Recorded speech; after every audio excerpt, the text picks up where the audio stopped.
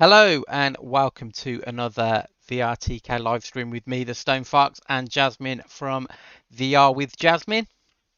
Hi, everybody. Welcome back. Yes, hello to everybody that's new and a previous watcher. This week we're going to try and make an infinite wave shooter in one stream. Oh, It might take two mhm. streams, but we'll see. What's an infinite wave shooter? So I've got a little preview video that I can play. So wave shooters are just kind of like this is Space Pirate Trainer. You just kind of like standing still, things are Oh coming at my you, and you're gosh. shooting at them. We've got Raw Data, which is another one. You're standing still, robots are coming at you and shooting. Then we've got Robo Recall, another great example. You can move around in Robo Recall, but it's still a wave shoot. You kind of like stand still and fire at things. And then we've got obviously Mhm. the lab, longbow, etc., which was a bow and arrow one. But that's basically what a wave shooter is. It's something you're standing, you've got waves of things coming at you, and you're just trying to shoot them or kill them with You guns or know, bow and arrows or whatever. I totally forgot about Space Pirate Trainer. That was one of the first games that I was playing like obsessively. Yeah, It's such a good workout because you just gotta like dodge everything. And I used to ruin my knees because I'd be on my knees trying to like rolling on the floor. yeah, That was a good one. that's one of the like a launch title for the HTC Vive. Space Pirate Trainer was Oh. the devs behind that literally put a demo together for Valve, and they didn't really have Mm. like any game or anything, and they like just put this together, and now like they're a really good game studio. Now I've met the two guys behind it, and I think they've got like a team now. They've just released an actual like non-VR game called Shredders. It's a snowboarding game. It's on like Xbox and PC. So yeah, they've done really well for themselves, the Space Pirate Is Trainer guys. is there a storyline behind Robo Recall? And I tried it, but I was too scared. Yeah, robots have taken over and you've got to go and kill them or something. I don't really remember what the the Okay. plot is. I mean, stories to me in Okay. games. I'm not really interested in stories. I just want to play games. I always skip the cutscenes. I do. What? I'm one of the worst people for games.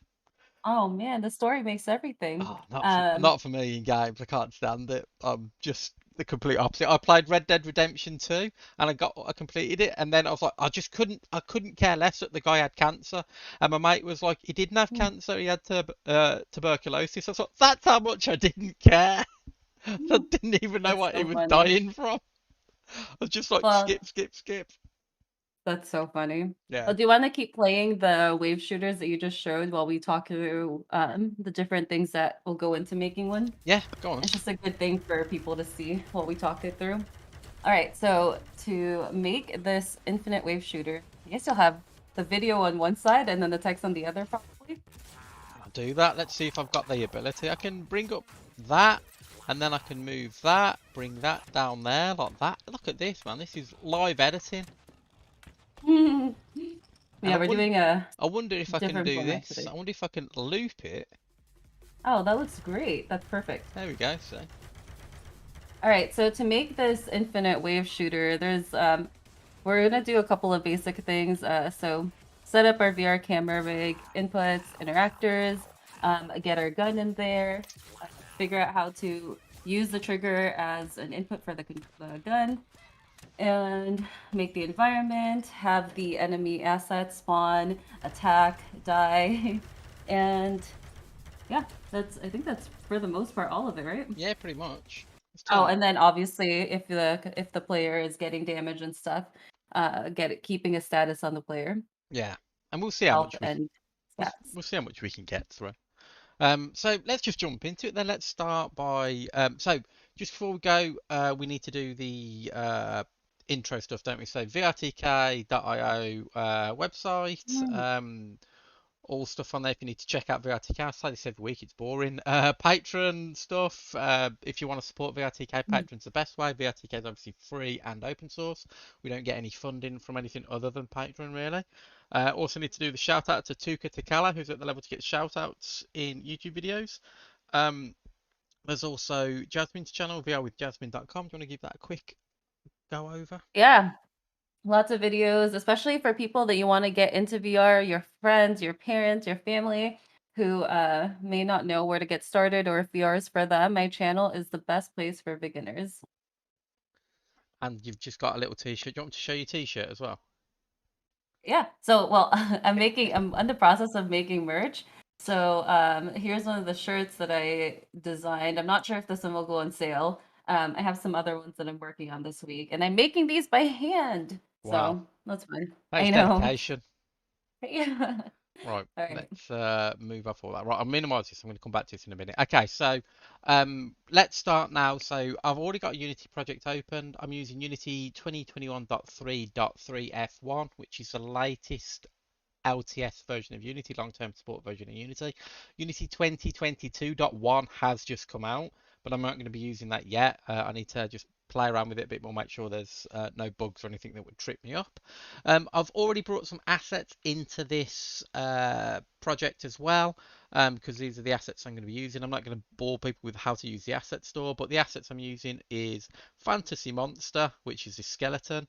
This RPG Polypack Light, which is going to be our environment, and then I've just brought in some particles, which we also used these in the escape room. I'll put links in the description down below to these as well. Also, I've imported the VRTK Tilia package importer. So we've seen how to do that before. That's another thing from the Unity Asset Store. And then just quickly, we need to just make sure our project is set up for VR. So with the project settings open, I've already done this. I've gone into XR plugin management. I've installed XR plugin management. I've ticked Oculus. That's gone and brought that in. And I've set it to single pass instance. Also, as well, I'm not using the universal render pipeline. I'm just using the standard 3D stuff in this. And finally, before we actually get on with doing stuff, I'm using the new input system package, so the new Unity input system, not the old one. So with all that out of the way, we can start building this game. So let's start bringing some Tilia stuff in. So Tilia package importer. And I've already brought this in as well, so it's already updated our scoped registry for us. Just quickly show that actually, just in case. Where does it show that package manager? So this shows the scoped registry that's been imported. Right, so things we're going to need. We're going to need the tracked alias. We're going to need our XR plugin framework. We're going to need the Unity input system. We're going to need interactables. I don't think we're going to need anything else. Thinking about it, we're just going to need that basic stuff. Anything we do need, we can come back and grab later. Uh, yeah, let's just stick with that for now. That's straightforward enough. Right, so we're going to add those packages to our scene. And then we're just going to make a scene really quickly and get everything set up. And then we're going to make a gun. And we should have all this done, hopefully within 10-15 minutes. This really shouldn't take a lot of time. Hello, Mike Underwood, just joined chat. Oh, hello, bearded fellow gamer as well. I didn't see you in chat. Right, wait for all this to come in. We're also probably going to do a little bit more coding in this stream as well. As I've said before in the past, a lot of stuff that we can do here, we can do that any coding at all using VRTK, but sometimes it's easier just to code than to use different components depending on what you're building. When things are getting out of, when code's getting bigger and bigger, it tends to be nice to make little components that you can reuse. But when you're just trying to do something really simple, sometimes just writing a bit of code is easy. So I'm going to flip between using VRTK for a lot of things sometimes and then just writing bits of code just so people get familiar with, you know, code isn't that daunting. Right, anyway, so let's go into that scene that I downloaded. So RPG Polypack, and we're going to open their scene. Right, here we go. So we got their scene open. And I'm just going to make this a little bit, make life a bit easier for myself with this scene. So I'm going to put all this into a gamma called environment. And let's set that to 0, 0, 0. And then I'm going to stick all this inside there. And I'm going to get rid of the sky because we'll just use a Unity sky box. That'll be fine. I'm going to get rid of the path. This will all make sense. What else can we get rid of? I'm just ditching stuff that we don't need. Probably don't need the props. We can get rid of those. I mean, Flowers we'll get honestly, rid of. just showing how you can get rid of things so easily from assets that you've gotten for free. Like it's so fast and easy. Yeah, exactly. And you know, it makes doing this stuff really easy. The last thing I'm going to do is I'm going to get rid of a bunch of the terrain because I'm going to use the NavMesh. And while this nav is okay, it's a little bit bumpy. It goes up and down. And for the sake of this, I don't want to cause Mm. myself any issues using the NavMesh. So I'm just going to make this really easy for myself. So I'm just going to select all the grass. So all these grass elements here that say terrain grass. I'm going to delete them. And there's more that say terrain grass. Delete them. So, Since it's bumpy, what things would happen? Like, would the so that monsters get stuck or something? they don't get stuck. So the nav mesh may not build to a certain height, which means if it's a little bit too high up, the monsters wouldn't be able to walk through it. They'd walk around Mm. it, or they'd end up clipping in it. And Unity allows you to work around all of this stuff. But for the sake of this, I don't want to go into coming up with a million and one different workarounds for things. So um, that's why I'm being lazy and doing it this way. So what I want to do now is Mm. actually move this cube here, and then I want everything aligned with this cube because I know this is the origin, but we can see here that everything else is off origin. So everything's too high and too out of the way. So actually what I want to do first is in here, let's just put our land down. So we're going to floor, and I'm going to move that to probably where this tree is, let's say. So I know it's at that Y. And then I'm just going to make a massive floor, 100 by 100. No, it's got to be bigger than that. 500 by 500. There we go. And let's just give that a material. I can't use one of their materials. Let's just use this one, landscape. I'll change the color of this to make it match in a minute. And now what we want to do is just move everything down into our reference position. So if I move it all down, there's our cube. See our cube, and we're going to have that as our center point. So I'm going to move this whole thing over. So we'll say we're in the middle of all these houses. Um, so we want to move everything up slightly now, just so we get rough. I'm just doing it roughly. A little bit more.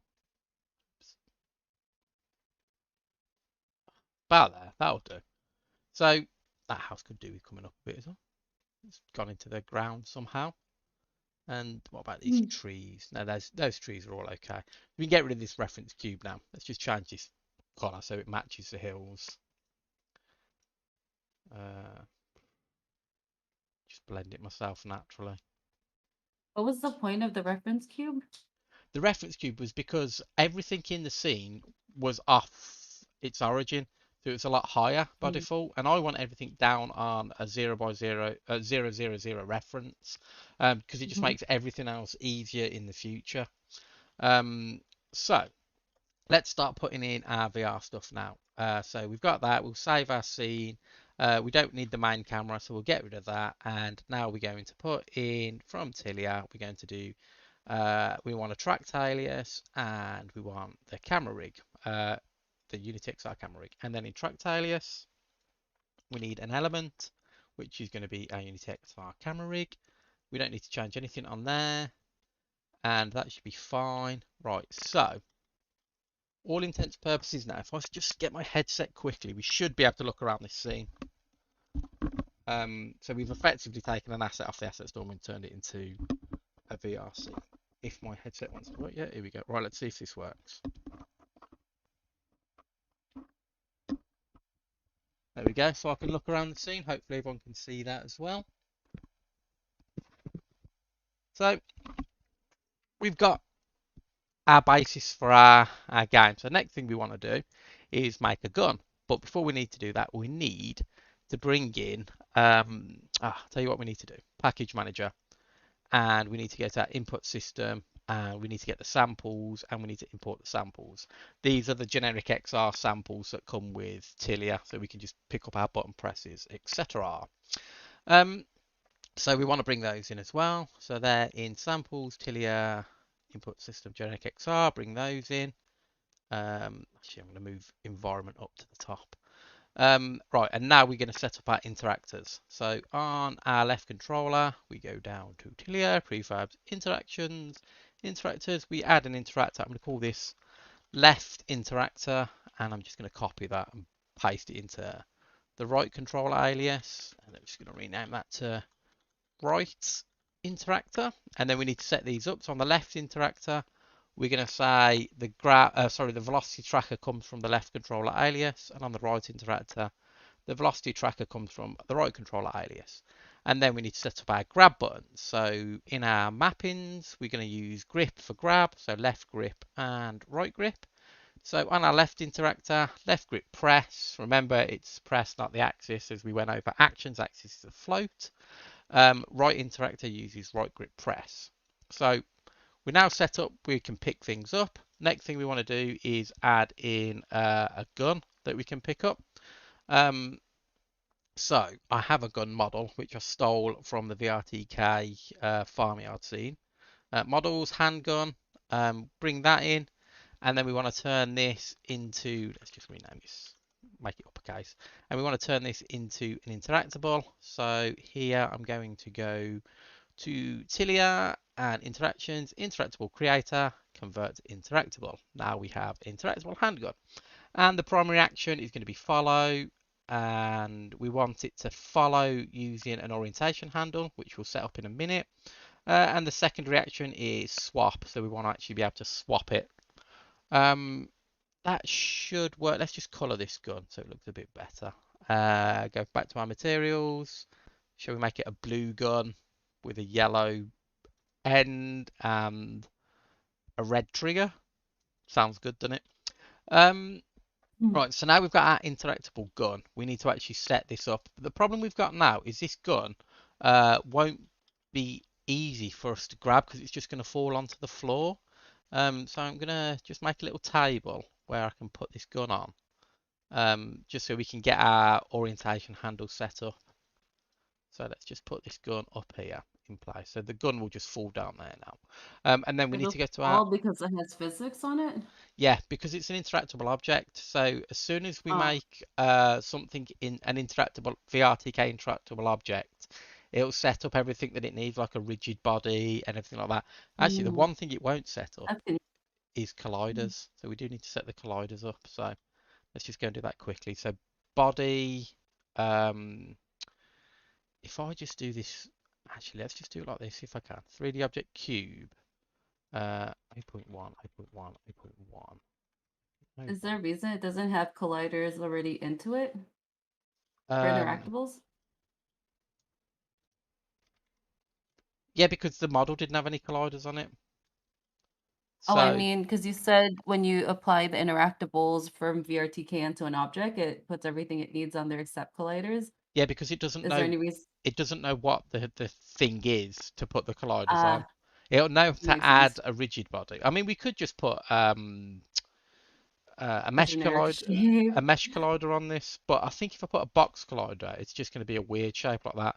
So what I'm going to do is I'm going to do this in here. I'm going to put a cube in. I'm going to make it small. 8.1, 8.1, 8.1, 8.05, 06, 0.05, 06, 0.2, 0.3, 0.23 ish. Move it that way a bit, and I'm just going to delete the mesh, delete that, and then we've got the shape there. And then I'm going to do the same underneath. Cube 8.1, 8.1, 8.1. So we need to bring this back even more. 8.05, 8.06, wasn't it? And then if I just bring this down here, and then we want to rotate it around the X like that. I'm just going to roughly put it into place like this. So it needs to be a bit taller. Just roughly making the shape of the colliders, and then I'm just going to delete these again. So now we can see on our handgun we have basic colliders that go around the gun. So that's going to work for us on that. Right, so now if I save and run this, we should be able to pick our gun up. So I'm just going to stick the headset on. One moment.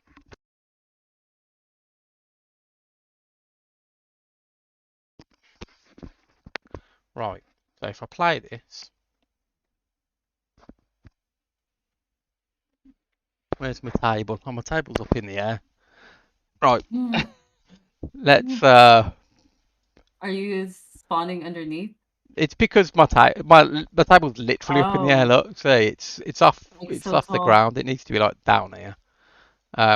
That'll do. The gun will fall, so we'll be okay, I think. No, it's too far. Let's see if we can reach it.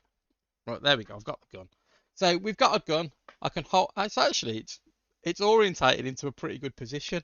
It's a little bit high, like I would expect the handle to be to like the barrel to be pointing lower at that point. It's kind of like pointing in the air. So um, we can fix that by if I just go over here, drag that over there, and then we go to our gun and we go to the orientation handle.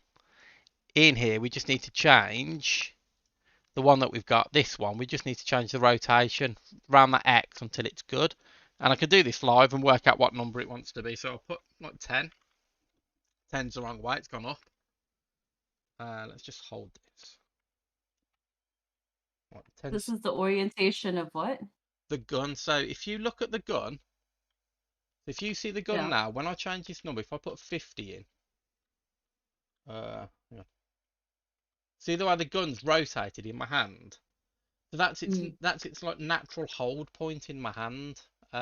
So 50 is way too I much. So see. 15. But the gun also needs to come back a bit. It feels like it's too far forward. So if I move it back across its Z axis, here. So if I do minus 0.05, well, and because I'm doing it in VR, I get a real good feel for this. So this feels good to me. This feels like I'm holding the gun in my Mm-hmm. controller.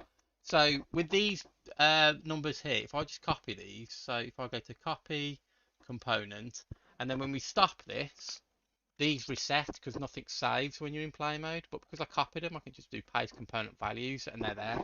So we've set our gun up now. I'm going to try and leave the headset on for this bit. Don't have to keep taking it off. So we've set our gun up, but what we need to do now is have it so our gun can actually accept the trigger press from our controllers, because all it's accepting at the moment is our grip press. When we press grip, we're grabbing the gun. So what I'm going to do So to make just real quick.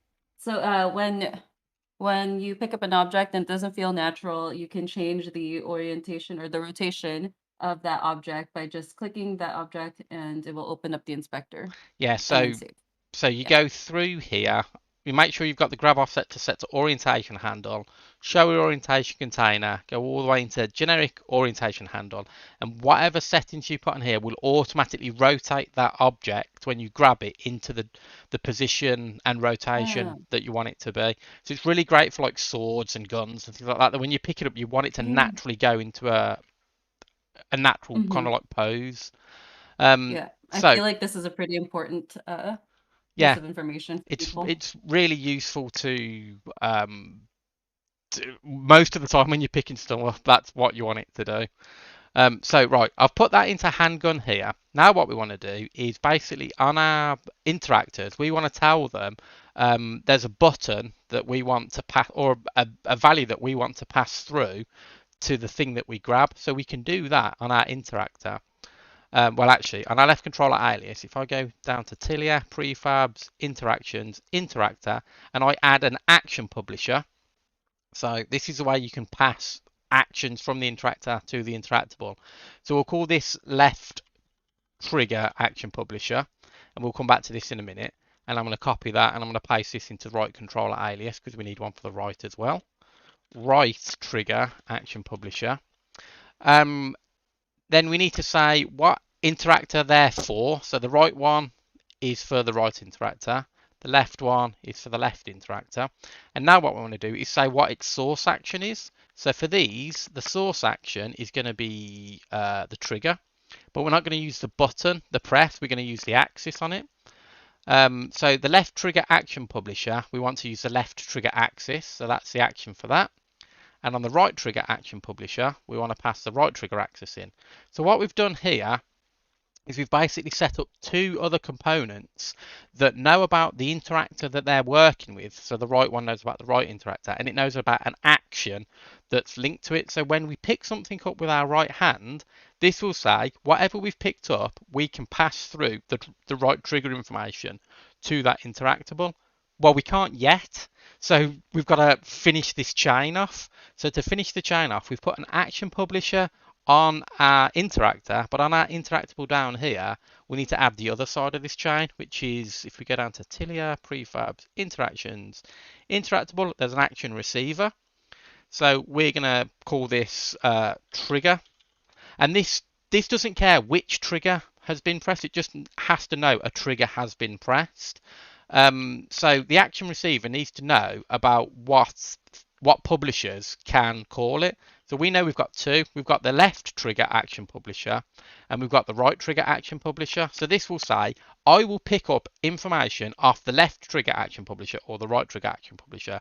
Essentially, it's saying, I will pick up trigger presses off the left controller or the right controller when you've grabbed me or whatever the state is. We also need to set what interactable this is for. So this is for the handgun. So we drag that into there. And then this is the state of when it can pick it up. So is it when we first touch it? Is it when we touch it or first grab it or grab it?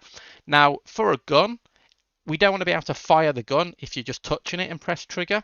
And we also don't want it to fire if we pick it up with our hand and we grabbed it and we press trigger and then we put our other hand into it and press trigger on that as well. We only want it to fire when the first grabbed hand presses trigger, because that's the one that's effectively holding the gun. So for this, we just want to select first grab. And now we've completed that chain. We've been able to say our interactor has the understanding that the controller has got a trigger button. When we pick something up, we pass that information over now to our interactable, which has an action receiver that's listening for these trigger presses. And when we've grabbed it, we'll have an action come out. And that action that comes out is going to be in one of these output actions. And the one we know is going to be float action. So again, we're just going to make this easy on ourselves. We're going to go down here and we're just going to create a fire gun empty game object, and in here we're going to put a boolean action. And actually what we'll do, we'll do this two different ways, because float action gives us two different things. So we know in the float action, because that's the value that we're pressing over, we know that's going to be between 0 and 1, but we only want to fire our gun when our trigger is pretty much like all the way depressed. We don't want to fire the gun when we almost press the gun. So what we're going to do here is we're going to actually create gun actions. Whoops. And we're going to use kind of like the sources on the action, so we don't have to keep referencing this one. And we're going to say trigger squeeze value, and we know that's going to be a float action. And then we also need a fire action, and we know that's going to be a boolean action, basically when the gun's either firing or it's not. And now what we need to do Hang on. So you said earlier, like, we are using the access of the trigger instead of the press. So why did we do that if we're going to do, unless it's all, why did we do that? So we could use another action publisher for the left trigger press and the right trigger press. So we're basically then we'd have two publishers, one for the trigger, one for the trigger axis and one for the trigger press, and then we'd have two receivers on the other side. But we don't need to do that here. We can take one off, and that float axis gives us all the information we need to turn it back into a boolean on the other side, which makes I guess the question is, what's the difference between the press and the action, or press and the axis? press only triggers when you fully press the trigger all the way in. So when you press the trigger on the Quest controller, it gradually goes in. So a press doesn't happen until it's gone all the way, until you've pulled that trigger all the way in. Just like a real gun. Isn't that what you're doing now with the trigger squeeze value? That will give us trigger squeeze value is just an alias. So trigger squeeze value, we're just going to basically say here, it's a source to this float action. So we don't have to worry about anything in here now. We can close that down, and we know this value is going to be however much we're pulling that trigger in by. We know how it's a value between 0 and 1. So if we pull the trigger halfway, it's going to be between 0.5. But we don't want to fire the gun at 0.5. We want to fire the gun when it gets to like 0.9, like a proper handgun. It doesn't fire until you you fully pull the trigger. So in our fire action, we need to turn that float action into a Boolean action. And we did this last week as well, where we converted things. So we can do float to Boolean. And we're going to say when it's between 0.9 and 1, we consider this to be true. So when this is true, what we're going to do is pass that into here. So into the Boolean action, we're just going to call receive. So if when we pass this value into here in a minute, which we're going to do, if the value we pass in is between 0.9 and 1, which means we've almost pulled that trigger all the way down, this Boolean action becomes true. And this is our fire action. So when this is true, we fire the gun. When it's not true, the gun doesn't fire. So to get this to change, all we need to do now is go to our trigger squeeze value. And then when the value changes on our trigger squeeze value, all we need to do is call that converter. So float to Boolean, do transform. So whenever that trigger value changes when we're pulling the trigger in and out, it's going to pass that value over to here. If that value is between 0.9 and 1, then we're going to fire the gun. If it's not, then the gun doesn't fire. So we can do, tell you what, let's do something really simple to show this off. If I add another sphere and I just stick this over here somewhere.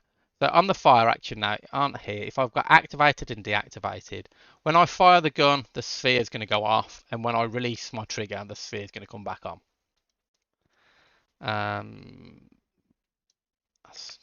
That's right.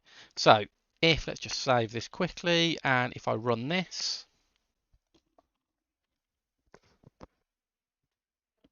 see if I can pick the gun up. I need to put that in a better position. Where's that sphere? So there's the sphere. So if I pull my trigger now, the gun, see, we've passed that value through, and it knows the trigger's all the way down.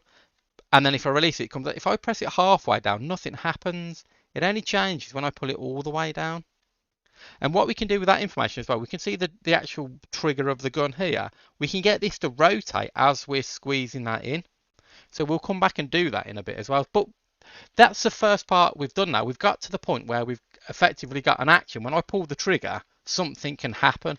So we're kind of like halfway, well, not halfway, but, a fair bit of the way through what we're trying to do. I'm just going to move this cube over here where it's a bit more in front of me so I don't have to keep reaching round to grab it.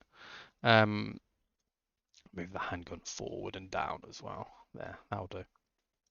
So just to recap then, now what we've got is a scene set up where we can pick a gun up, and when we pull our trigger down, we know now our gun should do something. So let's get it to do something. Right, let's start by making a gun script. So I'm just going to create a folder. We'll call it scripts. And in here, I'm going to create a new C# script, and we'll call this gun. And I think what we'll do to start with, let's do this rotation. So if we look down at this trigger, if this gets out of the way, if we look down at this trigger, we can see on its Z-axis there's a rotation. It's at 90 by default.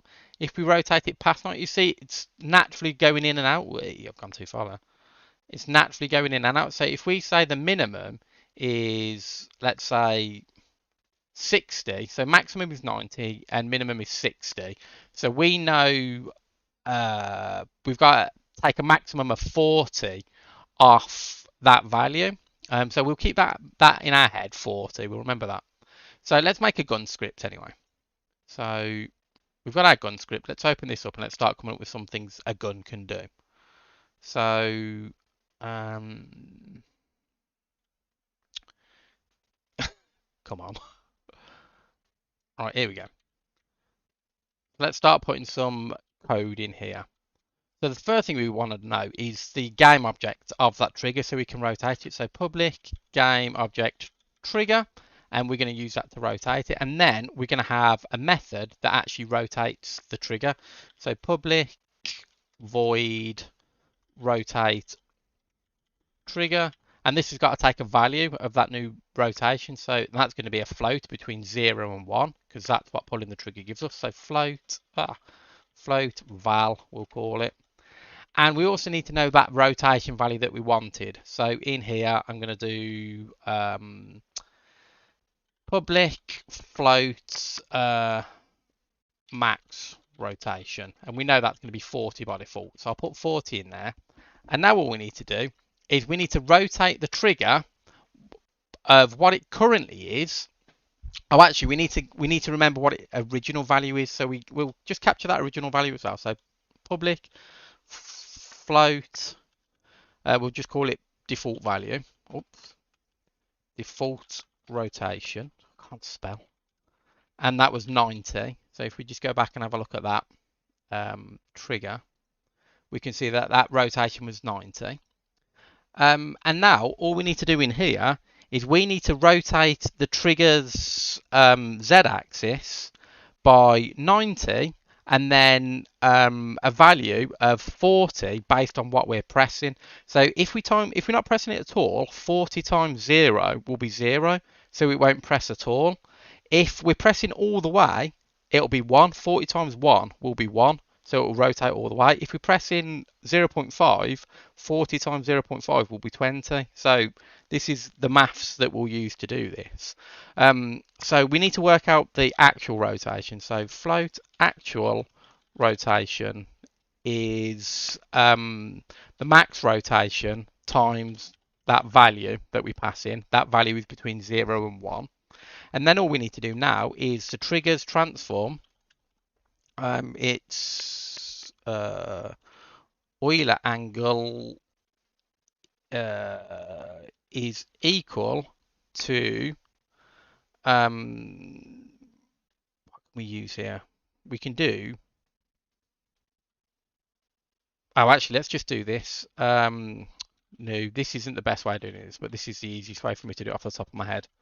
We're going to take the existing x off it. We're going to take the existing y off it. And then the last one is going to be the default rotation minus our actual rotation. So if I go back in here now and I show this off, we'll see this working. So I'm just going to put this handgun or gun logic up here. And we know what trigger it is. Handgun trigger is that. And then what we need down here in our actions, gun actions, trigger squeeze value. When this changes, we're just going to go to our handgun, to our gun script, and we're just going to call rotate trigger. So if I save this and run this. So all of that was just to show that the trigger's being pulled? Well, you'll be able to see it now. See the way? Oh, it's actually rotating further back.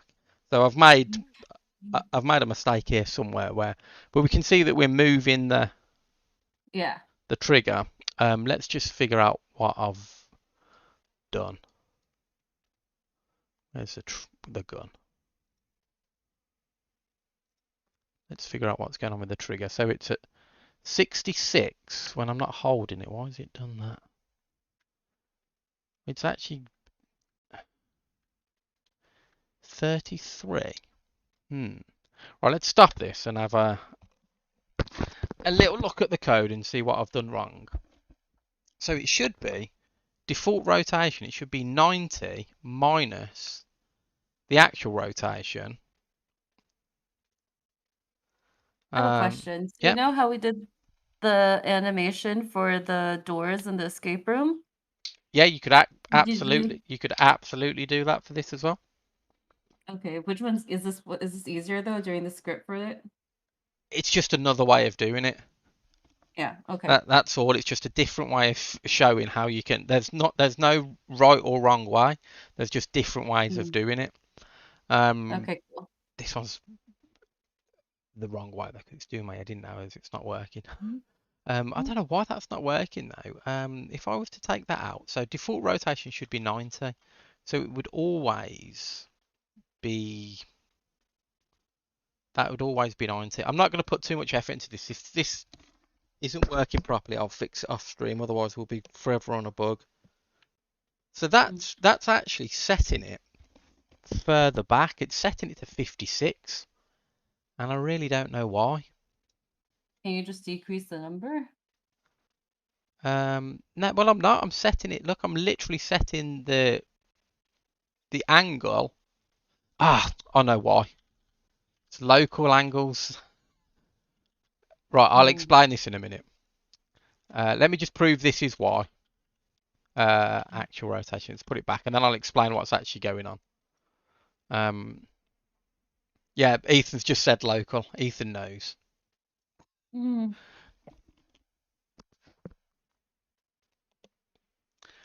There we go. Look, now our trigger works perfectly fine. As we can see, as I release it and as I pull it, we've got a trigger that moves in and out. So just to explain to those who don't understand what just happened. That looks nice.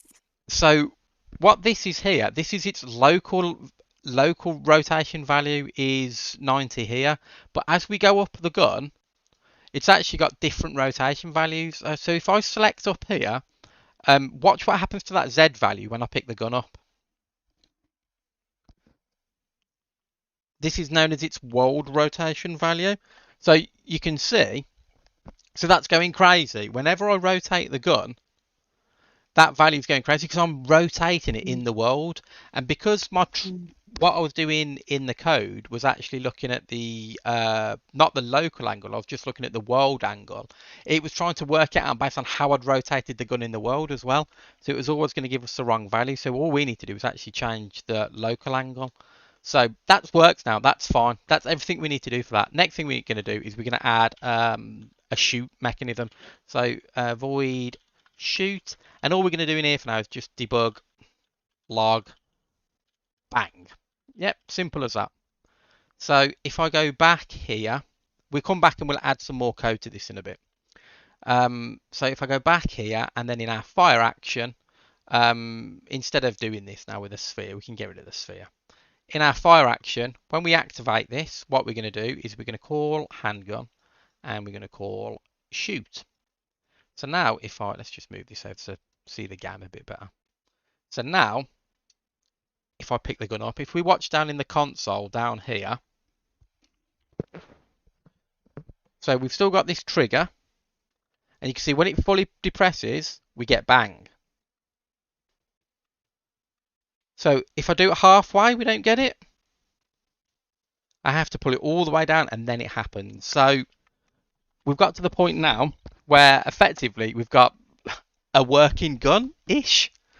So let's do a little bit more code to get that gun to actually do something. What I'm going to do is I'm going to create another cube. I'm just going to put it forward here. And I'm going to create a tag. And I'm going to create a new tag called enemy. And I'm going to save that. And then we're just going to tag this cube as enemy. And this all make sense in a bit. And now in our gun, rather than do shoot, what we're going to do is simply, we're not going to do, there's many different ways of doing guns. You can have a physical projectile that fires out. You can move that projectile over a predetermined curve and all this sort of stuff. But what we're going to do is a really easy way. We're just going to do what's called a raycast. A raycast is literally like sending like a laser beam in one frame in one direction, and then we can check to see if that laser beam has hit anything. So that's what we're going to do. If I can remember how to write the code, physics raycast, and then we need to know where we're starting from. Well, we need to know the gun here. So public game objects gun, we'll call this. So this is the gun's transform position. So this is where it starts from. Actually, we'll change it, call it barrel. And let's go back here. We can actually specify where we want this to start from. So in our handgun here, we've already got barrel, which is roughly there. So we actually want it to just be just off front so it doesn't hit anything here. So this is where our raycast is going to start from. So we'll rename this to shot origin. And this will become more apparent as well in a minute. So here, this is now becomes a barrel. So we're going to start from the barrel position, and then what direction do we want to go in? Well, it's got to go forward down that barrel, so our blue axis, which is Z. So we can do that by doing barrel.transform.forward. That gives us the forward direction. And then the max distance of how far we can shoot. Let's just put 100F in. And I think that's all we need. Oh no, we also need to get the thing out that it's hit. So we can do outray cast hit. Is it cast hit data? Right, that's not letting me do that because what do I need to put in before it? I didn't think I needed to put all that stuff in. Oh, is that actually, does that become before that? Yeah, there we go. So we're saying we're going to cast a ray from the position of our barrel down the forward length of the barrel. Whatever it hits, we get that data out here in hit data, and we're going to cast it for a distance of 100 in the game world.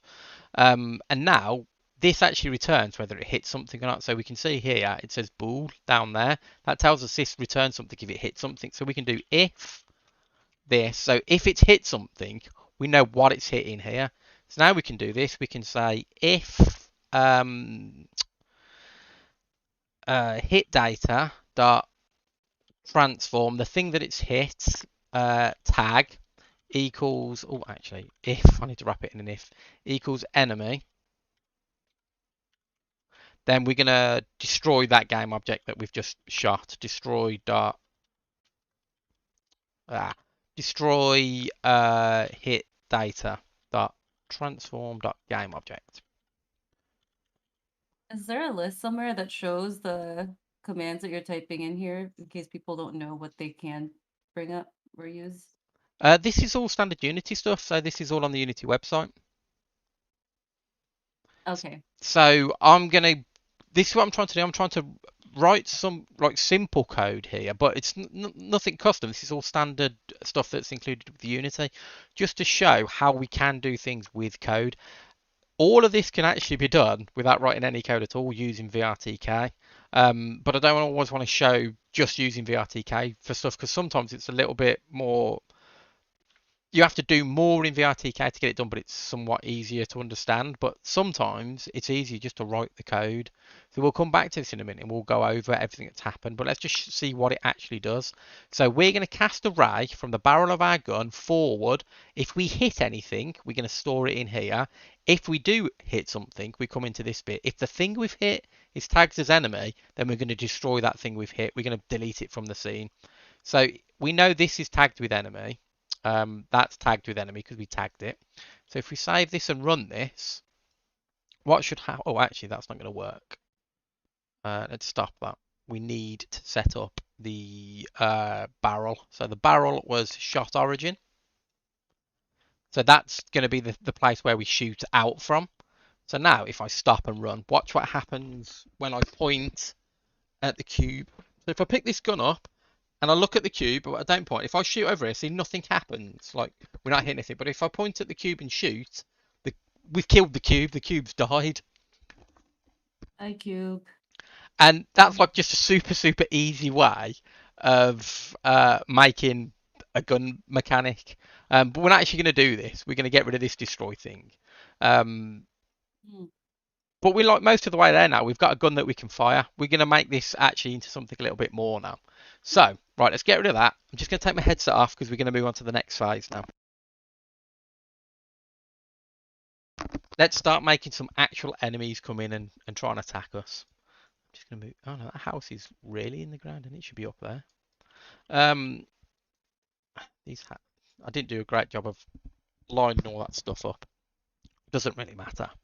So, let's start making some enemies. The first thing I want to do is bring in our skeleton. So where's our skeleton model? Models, no. He's in Fantasy Monster. Skeleton and then character. Is it? Yeah, character. So we'll bring him in. He's a little fella down here. Very small. Let's make him much bigger. 10, 10, 10. There we go. And we'll drop him. Where does he need to be on the ground then? Needs to be about there maybe. We just rotate him round so we can have a look at him. we can always change his height and everything as we're playing to make sure it probably wants to be a bit bigger as well, actually. 15, 15, 15. Yeah, that's about right. So first thing we need to do is actually set up some animations for him. Let's just move all this in here. And this model doesn't actually come with an animator controller, so we need to create one. Again, this is going to be hit and miss with assets that you get in the asset store, whether they're set up or not for animations. This does have animations with it, but it has no animation controller. So the first thing we do is set up an animation controller. Simply go to Window, Animation, and then Animation. And then over here, we just click Create. And I'm just going to set it in here. I'm just going to call this Skeleton Controller. That'll do. Click Save.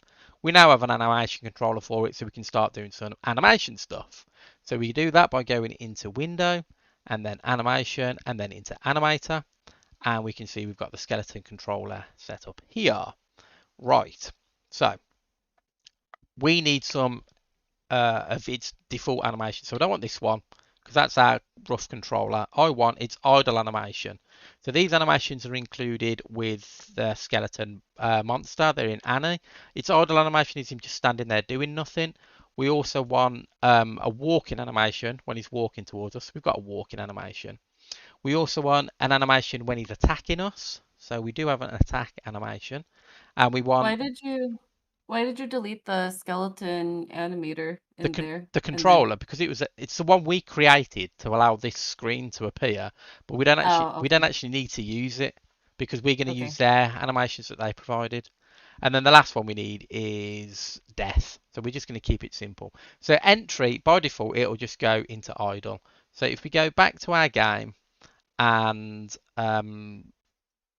if I do this just quickly, we should just see if I run this. I think actually nothing's going to happen. Oh, there we go. He's just standing there and he's just doing his idle animation. And he ain't doing anything, he's just idled. So we need to go through now and we need to set stuff up to get him to walk towards us, or at least walk. So let's just race through and do all these things. Um, if I can remember what I'm doing. So in idle, he wants a speed of 1. That's correct. We don't have any transitions as of yet. So we need to create a transition between his idle and his walk. So we make a transition down to walk, and then we want to transition back to idle. I'll set all these up and then I'll go over what I'm doing. So we also want him to be able to go from idle to attack and attack back to idle. And we want him to be able to go from idle to death, but we also want to, if he's walking, he can die, and also if he's attacking, Mm. he can die. Once he's died, he can't go back the other way, and if he's walking, he can't attack us. He has to go back to idle before he attacks. So that all kind of makes sense at the moment. Um, so So if, yeah, this is just the sequence of, I guess, movements that the skeleton can do yeah, this and the is logic behind it. this is Unity's Mechanim animator, and it's really really cool. You can do some really cool stuff in this. Um, This looks so easy. but I I'm can't gonna believe you just I'm drew gonna lines. I'm gonna keep it super super simple for now. But you Yeah. can do some really cool stuff in this. So this is the settings when we go from idle to walk. Well, this doesn't have an exit time, so I'm going to turn that off. Um, and then we need a transition value. So we need some way of saying when does he go from idle to walk. So we need to set some parameters up here. So I'm going to create 3 parameters. We're going to create a Boolean parameter called moving. So when he's moving, he's got to be in his walking animation. We're going to create another Boolean parameter called attacking. So when he's attacking, he goes to his attack animation. And we're going to create another Boolean called dying. So when he's dying, he goes to his dying animation. So here in walk, the condition for him to go from idle to walk is moving becomes true. So that's all we've got to set up. This will all make sense in a bit with code. Also, this doesn't have a fixed duration, and we want to drop this down a bit. This is its blend between the two animations. Again, I'm not going to go into this too much. There's loads of great videos on YouTube about how to use this, and they do a much better service than I'd do it. I say I forget how to use this all the time. Right, so we're going to go to the other way now. How does he go from walking back to idle? Well, he's moving's full. So if he's no longer moving, he's idle. This also doesn't have an exit time. And we'll leave this as fixed duration. That'll be fine. And then when he's idle, how does he go to attacking? Well, if he's this doesn't have an exit time either. If his condition is attacking is true, he goes to attack. Here we're going to remove exit time. Exit time means it won't wait until the animation's finished before it can change. So we want it to immediately go to it as soon as we set it up. Here it goes back from attacking to idle if attacking is false. And then all of these will only go, none of these have an exit time, and all of these go to dying if dying is true. So no exit time there. Dying is true, and this last one, no exit time as well. Dying is true. So this should make him basically die if he goes, if we set this Boolean variable to dying. Let's just bring these up here, make it a little bit neater. Right, I think that's everything in essence set up there. Do you need Death to exit? No, because we'll just get rid of him once he dies. We'll just get rid of the Okay. model, so it shouldn't make any difference. I think I've set him up correctly. Let me just double check some stuff. Character, skeleton, what we got here. That is all fine. Rig is fine. Animation is fine, and materials are all fine. So I think this is the setup we basically need to get our skeleton doing stuff. So none of these will actually do anything at the moment because he'll always be idle. So if we were to start our game now, save this, move game over here just so we can watch him.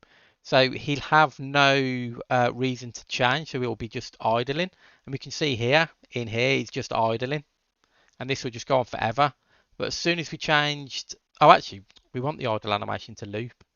Actually, we want all the animations to loop. So if we go into animation and then idle. Oh, is it on here? How do I do this again? On here, isn't it? Is it? I want this to loop, but I really can't remember how to do this now. Right. It's on. Loop time is there.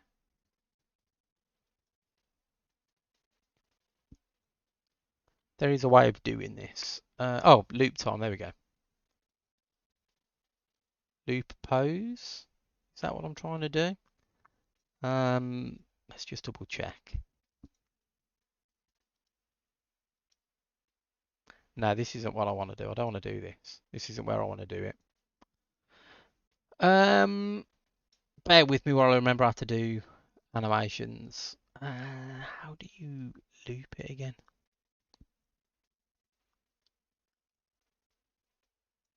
I'll tell you what I could do. I could just do it on. Let's revert those changes. I want to make those changes. I could just do it on the controller. I could just loop the entire controller, which I already have done. Oh God, this is why I hate doing mechanim stuff because I forget how to do it all the time. There's got to be a way on walk, is it? If I select walk, oh there it is, loop time. That's what I want to do. I want to loop walk. Idle, yeah, I want to apply that. Idle, I want to loop, and I want to loop, yeah, and I want to loop attack. That's what I want to do. I think. Right. So if we try this again, play. Oh yeah, apply that. So now he should just stay idled. And he should always do that idle animation over and over again. And now if I change his value here to walking, see he goes into walking because we transition to walking. And if I take him off walking, he goes back to idle. If I change him to attacking, he goes into attack mode. If we change him to dying, he just dies. And if I take him off dying, nothing happens because he's dead. He can't go back to any other state. So that's the mechanism system set up in its entirety. So the next thing we want to do is actually get him to walk around, like walk towards us. So we can do that using the NavMesh system within Unity. So if you go to Window and then AI and then Navigation, it brings up the navigation area. And basically what we want to do is just bake a NavMesh. So if I just go to Bake and click Bake, because I've made this super duper easy for myself, I don't want to do that. Why is it not baking a NavMesh? Oh, I know why. Right, so we have to make sure everything, for it to bake a NavMesh, we have to make sure everything in our scenery, for it to bake the NavMesh onto, is a static object, otherwise it won't bake onto it. So if I just select all these and go back to Inspector, we've got this little icon up here that says static.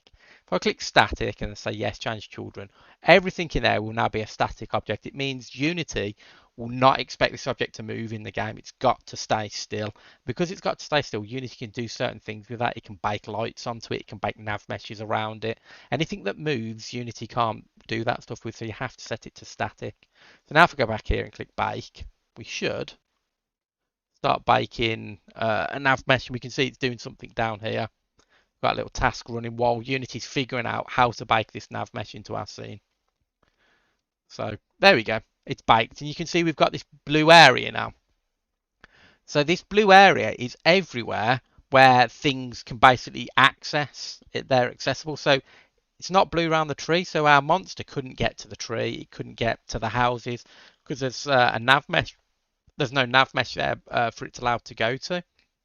So if we move our skeleton away from us over here, and we're going to need some more code to actually get this little skeleton to move. So here we're going to create a new bit of code called enemy. Enemy, is that how you spell enemy? I don't know. Enemy, I can't spell. That'll do. And we open this. Let's start writing some enemy code. Actually, let's go back here first. The first thing we need on this guy is a NavMesh agent. NavMesh agent, and this tells us, or this tells the NavMesh system how this object can get around. I just need to reduce some stuff on him. You can see he's the circle around him is massive, so his radius probably 0.1. Yeah, that's about fine. That's how close we want him to be to us. What else do we want on him? Let's slow him down a little bit as well, maybe 1.5. Let's have him. Right, so we've got a NavMesh agent. Let's go back to our code and start writing some code for him. We'll get rid of this, and we'll get rid of this. First thing we're going to need is a reference to that NavMesh agent and a reference to our animator, and this will make sense in a minute. So public NavMesh agent, we'll call this agent, and this is red because we need to add it. So hover over that, go show potential fixes, add Unity Engine AI, which is where NavMesh is stored, and we need access to the animator, and we'll call that animator, that'll do. And we also now need a reference to the thing that we want him to be drawn towards.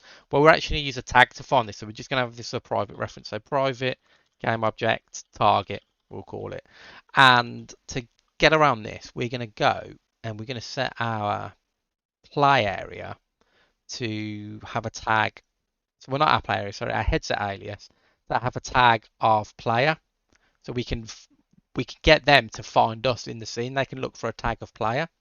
So we're going to do that in a minute. So first thing we want to do is void start. So when this is a special Unity method that'll get called when the object starts.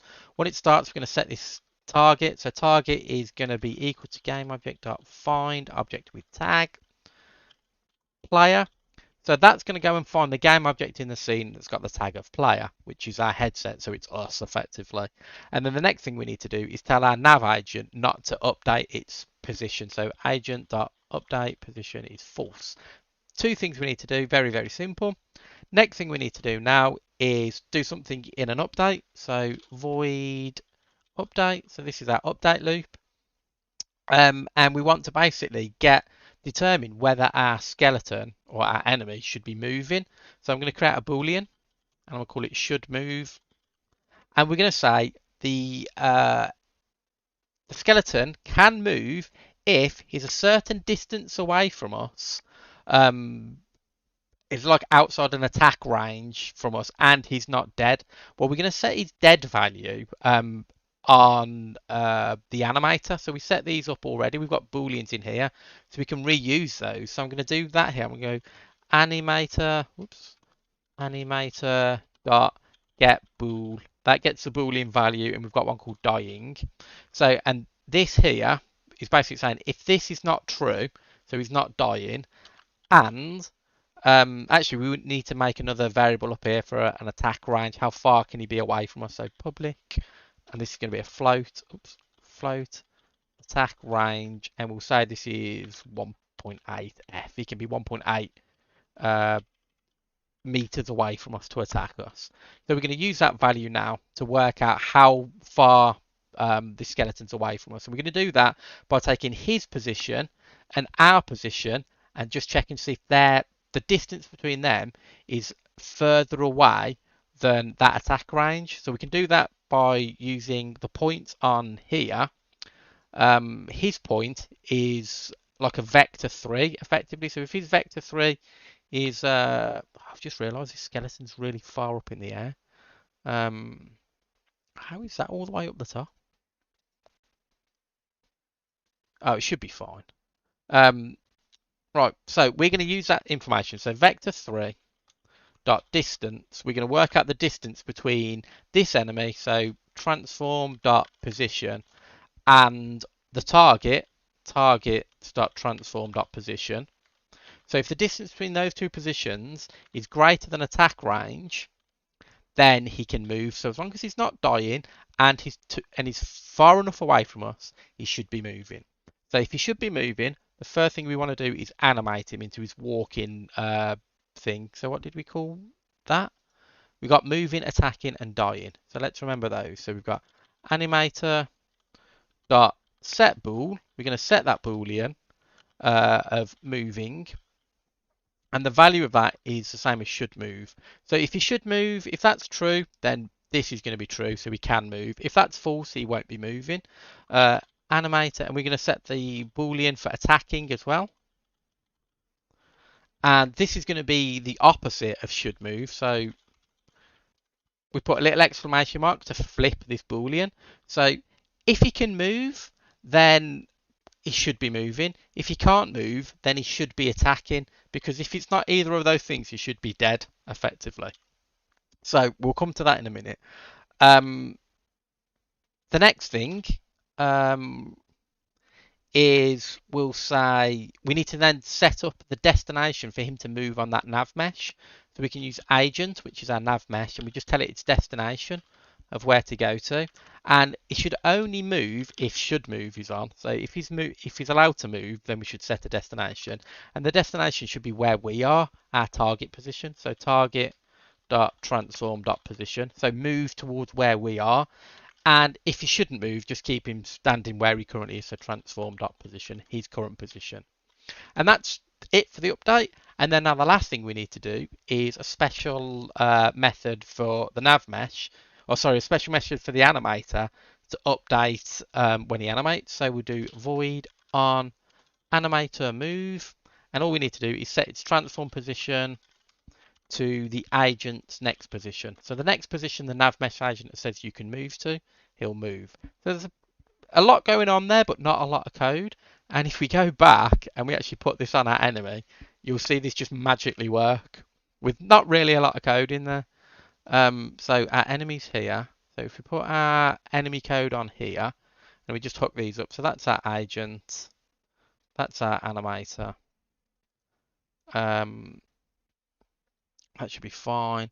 And then if we run this now, this guy should start walking towards us. There we go. So we've basically done the premise, the basic premise of a wave shooter, something walks towards us. When he gets to us, he'll start attacking, as you'll see in a second. That's so cool. Yeah, and you see, there what really wasn't a lot of code to do that, was there? Mm-hmm. That was pretty straightforward. Just going to collapse It's some of this insane that stuff this up. was, I mean, it's insane that this was made in about an hour. Yeah. So, and we've done a fair bit. We get one little issue with him that it's going to look like he's sliding because his walk animation isn't keeping up with his movement. There's a bunch of ways of fixing this using velocities and blend trees and all things like this. But what I'm going to do, just really simply, is I'm just going to speed up his animation, his walk animation. So I'm just going to put his walk up to 1.9. That's a value that makes him doesn't look like he's sliding on ice. Right, so we've got him walking towards us. Next thing we want to do is have it so when we shoot him, he dies basically. So we're going to create a public method on our enemy. Public void kill, and when he gets killed, all we're going to do is animator dot set bool, and we've got that dying one. So when we shoot him, we're going to set bool dying, and we're going to say that is true. And then what we're going to do is going to wait a few seconds, and then we're just going to destroy this game object. So we're going to use invoke again, invoke destroy me, and we're going to wait, let's say 4 seconds. And then we just need to make a private method called destroy me, private void destroy me. And then in here, we're going to just call object destroy game object. Game object will be this game object that we're on. So basically what's going to happen now is when we kill this enemy, we're going to set his dying animation to true. We're going to wait 4 seconds. Then we're going to call this method called destroy me, which literally destroys this game object in the scene. So if we go back to our gun, now if we've got the tag of enemy, we're actually now going to go and get the game object called enemy off our tag. Actually, I think we're going to need to put a collider around him. So if I just whack a simple collider on him, just a box collider should do. Oh, it's a massive box collider. Look at that. Needs to move up, move down. There we go. We'll move it in a little bit as well. There we go. So that should just be enough for us to know where he is. And then we're going to tag our enemy as enemy. As he's walking towards us, he's got this box collider on him. That's where our raycast can hit. And then in here, if we've hit that thing, we can just do this. If he's got enemy, we can do hit data. Actually, we don't need to use this tag at all. We could just do this. Enemy dot hit enemy equals hit data dot get component enemy. This is going to try and get a component on the thing we hit called enemy, and if it can find one, then we know hit enemy is not empty, it's not null. So if that's not null, then we can just do this hit enemy dot kill, because we wrote a method over on enemy called kill. So if we shoot our enemy, then and we hit something that is of type enemy, we've set it here to enemy, so we didn't even need to use the tag. Then we can just call kill on it. So with all that in place, if I put the headset on, we should be able to shoot this guy as he's walking towards us. Let's just make sure this is working.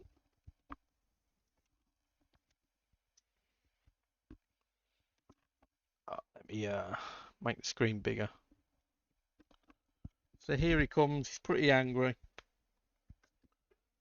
Got my gun. Lining up for a shot. Boink. And he's dead. And then a few seconds he disappears. So we've got the premise of our wave shooter now. So next thing we need to do, just have a few of these enemies spawn in. So we can do that quite simply by, let's create another empty game object and we'll call this enemy spawner. We're not going to bother with code for this, I don't think. We'll set that to 0, 0, 0. And then in here, we're going to create some stuff. So cloner, and we're going to use the game object cloner, game object cloner.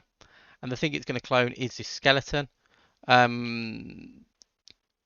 We could make this a prefab, but what I'll do is I'll just hide this in the scene.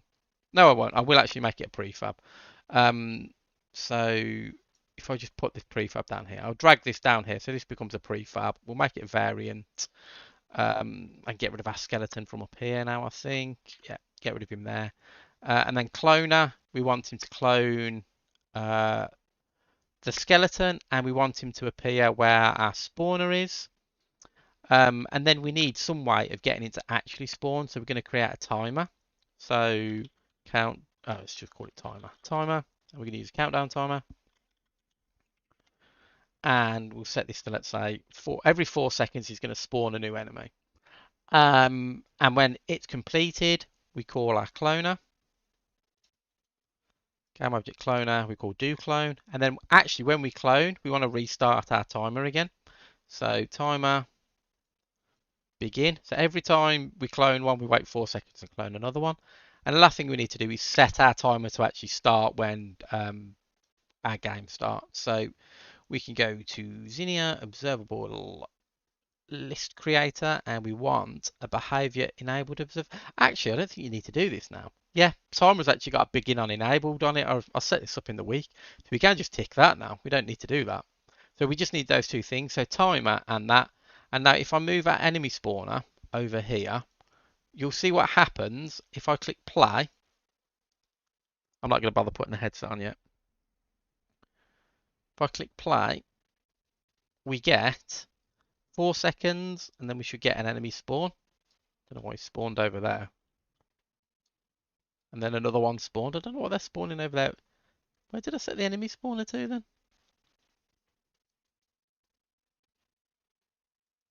Anyway, you can see that they're spawning in. I really don't know why they're spawning so far away when I put the spawner there. What have I done here? Cloner, timer. Is it the variance on this? That's what it is. Let me open this. It's because I've set the position here. This all needs to be set to 0, not the Y though. That's what it is. And let's set this rotation back to 0. There we go. So now if I go back into the game, they should spawn on that spot there. That's what I'm expecting.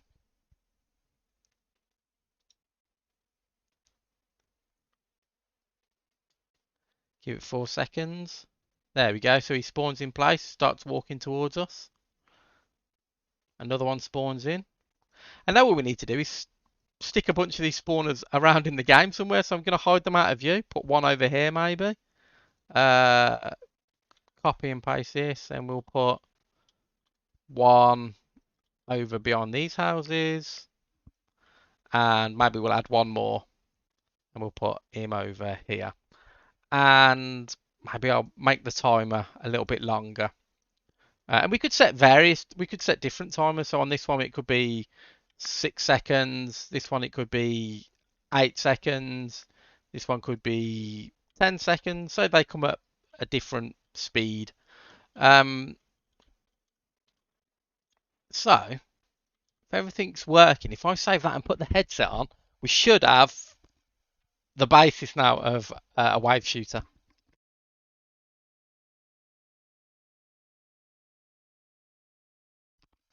Right. Let's do play maximized and play.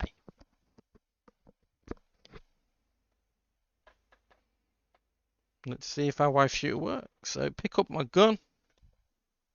I'm getting tracking issues. I'm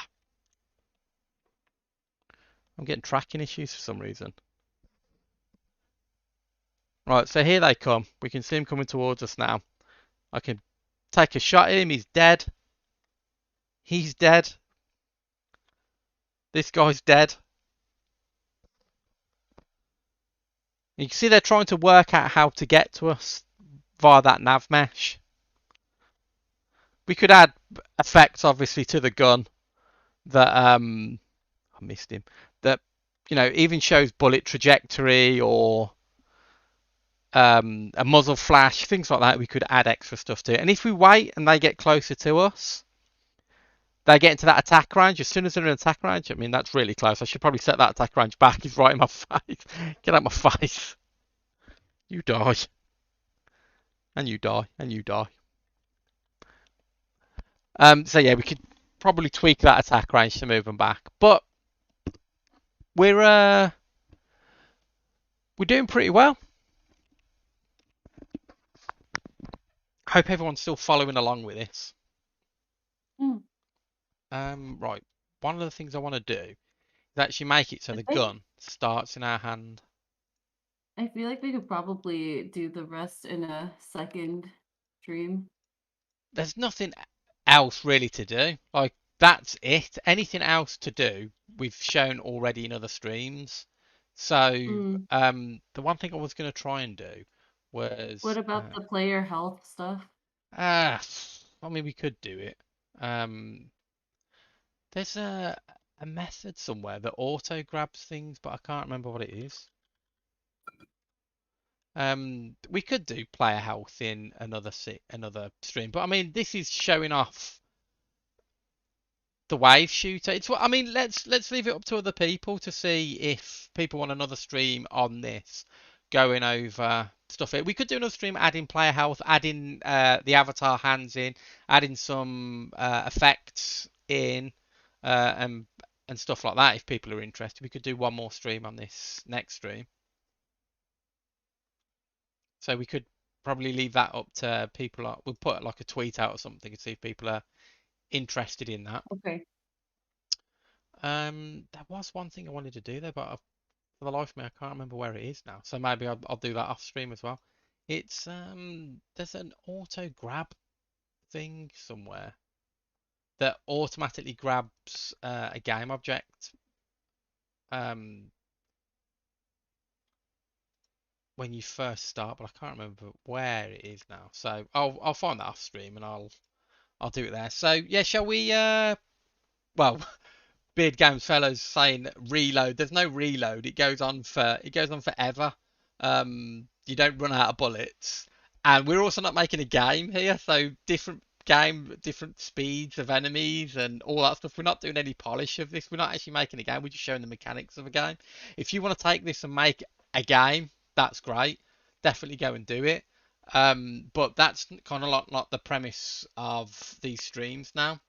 Um, so yeah, so your ideas for next stream, like health packs and all that, that's way out of scope for what we're trying to achieve with these streams. We just want to show the basics of how to do stuff. We're not building actual playable games. If you want to go and take this stuff and go and build one, then yeah, brilliant, great. We'd love to see them. We'd love to play them. But what we'll probably do next stream is just cover like how to do player health, how to auto grab the gun, probably put in some bullets, projectile, maybe a hit explosion when you shoot something, and just keep it super simple like that. But we're not gonna make this into an actual game, if that makes sense. That seems fair, doesn't it? Mm. Otherwise, we end up making games every stream, like full games, which is probably too much. Um, are there any questions on this or anything? Because I think we're pretty much ready to wrap up, haven't we?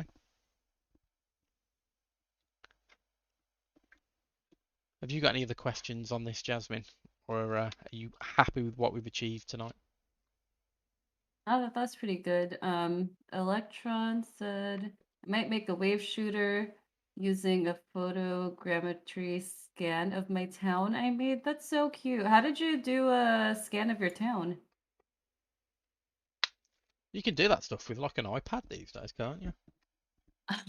I tried scanning my dog with my iPhone for one of my recent YouTube videos, and Just try scanning it you what? was Sorry. my dog, my husky, and it was quite traumatizing. So yeah. Oh, you used a DJI Mini 2. Oh, cool.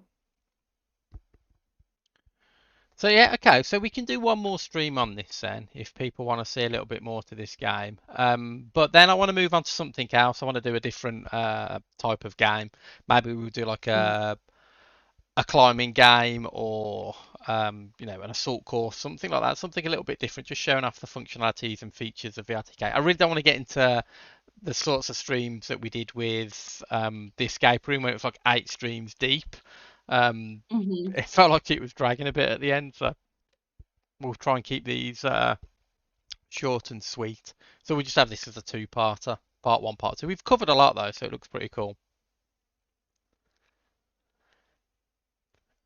Shall we wrap up there then? Yeah. All right, cool. Well, thanks very much for watching, everybody, and we'll be back next week with another live stream.